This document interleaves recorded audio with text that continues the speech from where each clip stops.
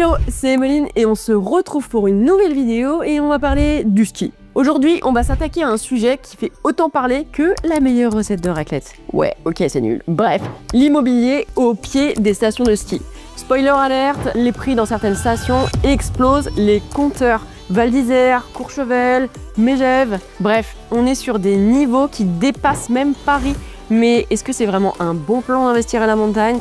Et c'est parti, je t'explique tout de suite. Pourquoi les prix en montagne explosent? Avant de parler d'investissement, voyons pourquoi les prix grimpent aussi vite. Une demande supérieure à l'offre, peu d'espace constructible et beaucoup de demandes. Résultat, les prix s'envolent. Un marché ultra haut de gamme entre les retraités fortunés et les investisseurs internationaux comme les Belges, les Hollandais, les Anglais, bref, nombreux sont ceux qui payent vraiment directement en cash. La location est également très rentable. Les biens se louent autant en hiver qu'en été. Contrairement aux grandes villes, les stations ne sont pas soumises aux contraintes comme l'encadrement des loyers pour le moment ou bien au DPE. À la montagne, c'est la loi de l'offre et de la montagne, donc c'est vraiment la demande qui gagne.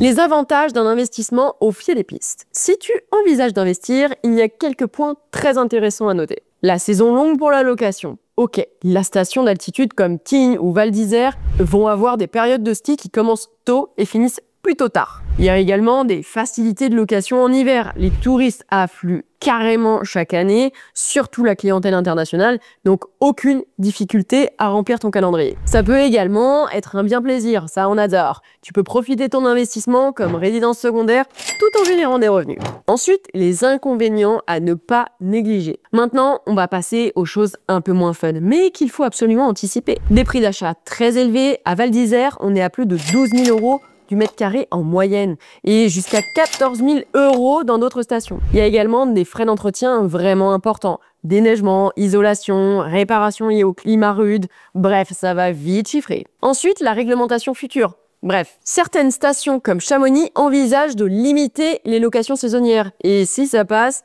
la rentabilité pourrait vraiment en prendre un coup. Et les périodes creuses, on en parle?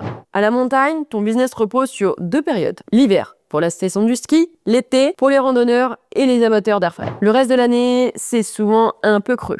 Donc, si t'as pas de locataire, bah t'as pas de revenus.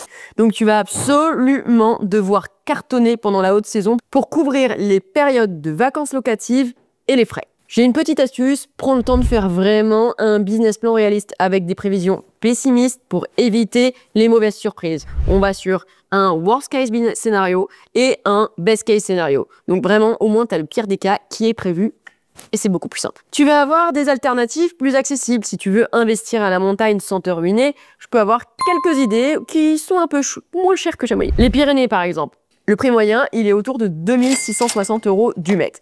Certes, la neige, elle n'est pas toujours au rendez-vous. Mais pour un budget raisonnable, ça peut valoir le coup.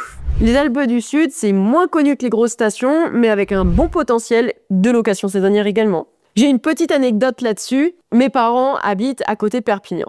Et avec mon frère, on a déjà voulu aller faire du ski, et c'était donc dans les Pyrénées. Il est vrai qu'il manquait pas mal de neige. Je me suis déjà retrouvée à faire du ski dans l'Erdre.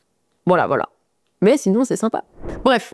Investir au pied des pistes, c'est tentant, mais c'est pas pour tout le monde. Si tu cherches de la rentabilité, il faut vraiment être stratégique. Optimise tes périodes de location, prends en compte les frais et la saisonnalité. C'est vraiment un business de saisonnalité. Étudie bien les réglementations de chaque station. Bref, à toi de voir si tu veux faire cet investissement un vrai plaisir. Ou bien ça peut être une descente sans mauvais jeu de mots aux enfers. Si cette vidéo t'a aidé, n'hésite pas à mettre un pouce bleu, à t'abonner et à partager avec ceux qui rêvent d'investir à la montagne. On se retrouve très vite pour d'autres conseils sur l'IMO. À bientôt.